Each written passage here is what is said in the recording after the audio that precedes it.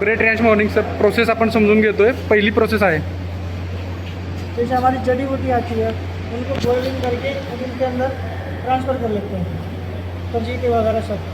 तो उनके अलावा हम ड्रमों में डाल लेते हैं. ड्रमों में डाल के जैसे आप लोगों का ऑर्डर आता है उस हिसाब से हम बॉइलिंग वापस चालू कर लेते हैं बनाने के लिए. धीरे धीरे धीरे धीरे फिलिंग माल बना. हे जे आहे ते एक्स्ट्रॅक्ट आहे, म्हणजे आपलं जे अमृत ज्यूस बनतं हे एक्स्ट्रॅक्ट येतं आणि त्याच्यातलं मटेरियल थोडं थोडं काढून आपण अमृत ज्यूसला ते वापरण्यात येतं. हे सगळ्या वनस्पतीचं एक्स्ट्रॅक्ट आहे. त्यानंतर दुसरी प्रोसेस असते ती म्हणजे बॉटल पॅकिंगची. या मॅडम बॉटल घेऊन बसलेत. ही आपली रियांशची बॉटल आहे सध्याची. त्या रियांशच्या बॉटलवर आपला लोगो पण आहे, जे की मी दाखवू नाही शकत आहे सध्या. ठीक आहे. नेक्स्ट प्रोसेस आपली असते ती म्हणजे इथं बॉटल सगळ्या एका ठिकाणी येतात. त्याच्यानंतर इथं आपल्या रियांश अमृत ज्यूस इथं या मशीनमध्ये फिल केलं जातं. या मशीनमध्ये फिल होतं बघा.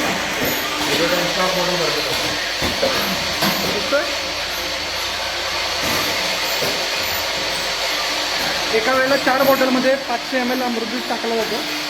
त्याच्यानंतर पुढची प्रोसेस आहे ते आहे म्हणजे आपलं जे लॉक आहे वरचं तो पण लावायचं. ते लॉक इथं लागलं जातं. त्याच्यानंतर पुढच्या प्रोसेसला जातं. त्याच्यानंतर पुढची प्रोसेस जी आहे हे रॅपिंग आहे. आपल्या अमृत ज्यूसला जे रॅपिंग लागलं जातं पॅकिंगला ते रॅप लागलं जातं आणि वरती जे आहे झाकण 30 mlचं ते इथं लागलं जातं. ठीक आहे. त्याच्यानंतरची पुढची शेवटची प्रोसेस जी आहे ते म्हणजे ह्याला रॅप लागलं जातं आणि ह्या मॅडम इकडे त्या रॅप बॉटल पॅक झालेली बॉक्समध्ये टाकून देतात. इकडं पॅकिंग आहे. त्याच्यानंतर जे आपल्यावर बॉटलवरती प्लास्टिकचा रॅप असतो तर प्लास्टिकचा रॅप इथं लागला जातो आणि या हिटिंग मशीनमध्ये ते कंप्रेस होऊन फायनल प्रोडक्ट आपलं बनलं जातं. त्यानंतर इथं बॉक्स पॅक होऊन आपल्याला ते डिस्पॅच केलं जातं.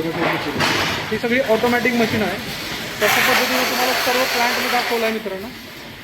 इथं सध्या इथं मी गोरख सर आहेत, पुन्हा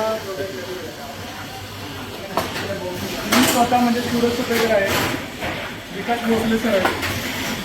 अशा पद्धतीने आपण प्लांट एक्सप्लोर केलं आहे. ते सर्व प्रोडक्ट स्टार्ट टू एंड आम्ही तुम्हाला दाखवलं आहे. अशा पद्धतीने तुम्हाला समजलं.